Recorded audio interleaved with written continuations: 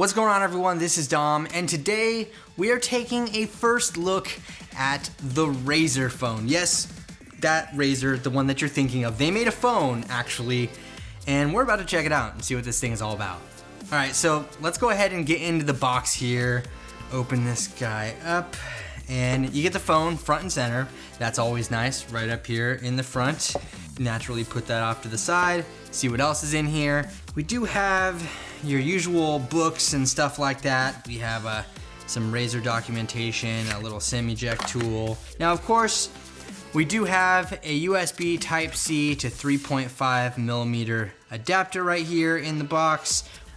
We have, let's see, a power block down here. And then finally, we have our power cable, which is a simple Type-C to Type-C connector, and it plugs into the charger and plugs into your phone. All right, so a lot of you are probably asking, why in the heck would Razer build a phone? And that was my question as well initially. And then I thought, well, they probably want to take advantage of their Nextbit acquisition. You remember the Robin? Yeah, they bought those guys and they helped them build this phone. So a quick rundown on specifications. Okay, sure, you're gonna find the Snapdragon 835 processor in there. No surprise, it's 2017. We do have a staggering 8 gigabytes of RAM though, which is pretty crazy to see in a smartphone, as well as 64 gigabytes of internal storage, and there's a micro SD card slot that's technically expandable up to 2 terabytes, though we don't have cards of that size yet. Real quick though, let's talk about the build quality on this bad boy because, well, let's face it, the Robin was plastic.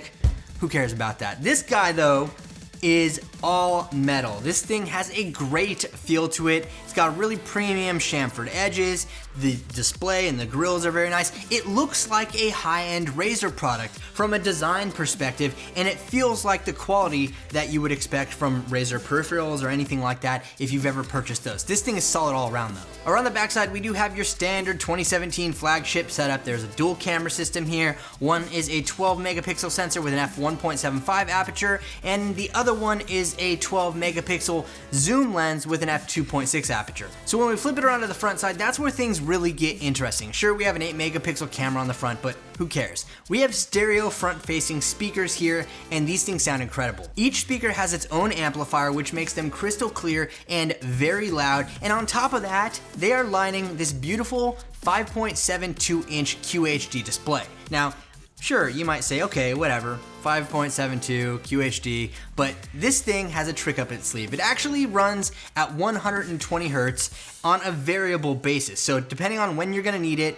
is when this thing is going to bump up its frame rate, and it's gonna look very smooth. So think of what's happening with the panel here and the technology as G-Sync for your smartphone. Depending on what content you're watching or what game you're playing, this thing will dynamically adjust to that. So as you can see here, I've enabled the frame rate option from the developer settings, and you can actually see this thing dynamically changing depending on what I'm doing on the screen. So if I'm just scrolling around or browsing a website, it might not be that intense, you know, it's staying kind of low key, but if I'm gaming, especially using a game that was developed with an uncapped frame rate, this thing will launch all the way up to 120 frames per second. Now to top it all off, we do have a fingerprint scanner built in on the side lock button, which is very convenient to have, and we have a 4,000 milliamp hour battery inside. So this phone might be a little thick, but at least they're taking advantage of that space. And if you happen to run low on that power, you can use the integrated Quick Charge 4.0 Plus. All right, so if you're looking to get your hands on one of these for yourself, pre-orders are actually live right now, and this thing starts shipping on November 17th. And you can actually pick it up on Amazon too, and I'll leave a link for that below in the description if you want to find out more or grab one for yourself. It's starting at $699, which I personally feel is a bit too much for this device, but we'll see how you like that price. I don't know, let me know what you think about the Razer phone in the comments section below, and be sure to leave this video a thumbs up if you enjoyed it. Also, subscribe for my 4 review on this guy coming out in the near future. Thank you so much for watching, everyone. This is Dom, and I'll catch you in the next video.